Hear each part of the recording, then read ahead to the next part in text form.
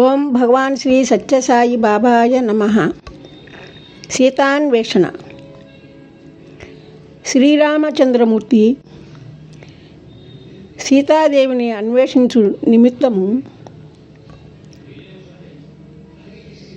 వానర సైన్యాన్ని కోరి ఉండగా ఆంజనేయుడు తాను ఆ కార్యము చేయగలనని సమాధానము చెప్పెను.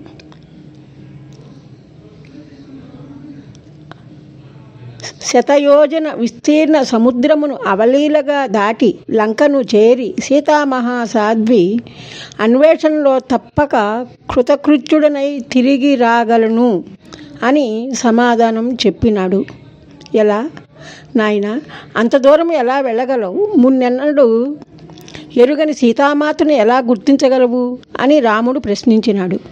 జవాబుగా ఆంజనేయుడు, స్వామి, ఈ మహత్కార్యాన్ని నెరవేర్చమని మీరు నన్ను ఆజ్ఞాపించినప్పుడు దానికి కావలసిన ధైర్యము, బలము, శక్తి, యుక్తిని కూడా మీరే ప్రసాదిస్తారు అన్నాడు. ఆ రీతిగా శ్రీరామచంద్రమూర్తికి సాయం చేయగలిగానన్న తృప్తిని సీతా అన్వేషణలో పొందగలిగాడు. బాబాగారు, సత్యసాయి బాబాగారు సేవ చేస్తారా? ఏ సేవ? క్యాంటీన్, కూరగాయలు తరుగుటమా, ఓడ్చటమా, కాపలా కాయటమా, హాస్పిటల్ సేవ? ఇలా కాదు ప్రశ్నించవలసింది. అన్నింటికీ సిద్ధమైతే నీ ఇష్టమైన సేవగా దైవాన్ని దర్శించే సేవ రావచ్చు. స్వామిపై భారం వెయ్యి సాయిరాముని కార్యము నెరవేర్చే వరకు విశ్రాంతి పొందలేరు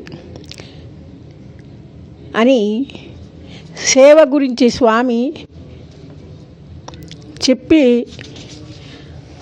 సేవలోని గొప్పతనము సంపూర్ణ శరణాగతి అని తెలియపరిచినారు. అలాగే పర్ణశాల నిర్మాణం గురించి ఆనాటి శ్రీరామచంద్రుడు ఈనాటి సాయిరామునుగా చెప్పిన